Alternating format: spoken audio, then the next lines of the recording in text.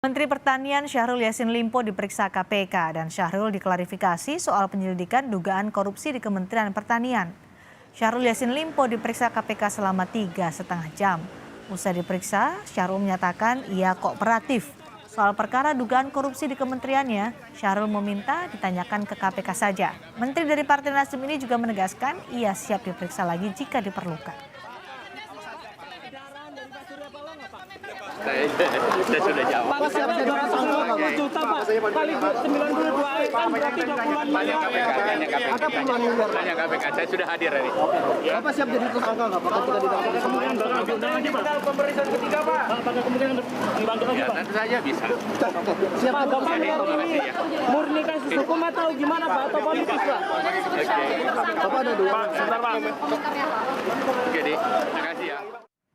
Dalam penyelidikan dugaan korupsi di Kementerian Pertanian, KPK telah memeriksa beberapa pejabat dan ASN di lingkungan Kementerian Pertanian, termasuk Sekjen Kementan Kasdi Subagiono dan Direktur Alat dan Mesin Pertanian Muhammad Hatta. KPK tidak menampik soal dugaan gratifikasi pejabat eselon di Kementerian Pertanian.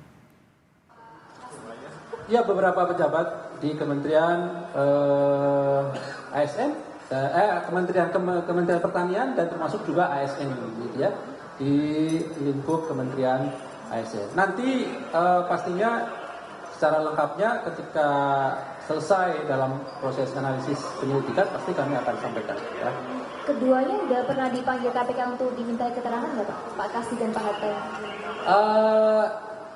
Informasi yang kami peroleh sudah termasuk. Sudah termasuk. Sudah pernah dipanggil. Sudah termasuk. Ya.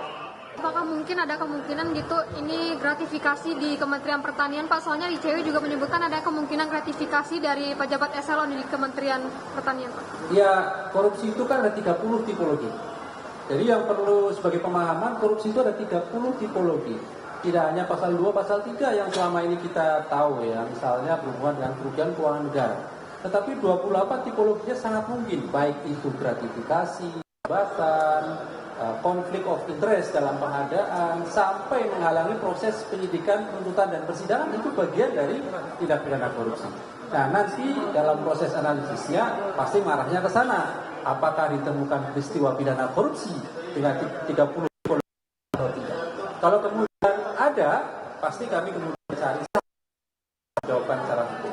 Siapa yang dapat ditetapkan sebagai tersangka dalam kasus yang sedang kami lakukan proses penyelidikan ini.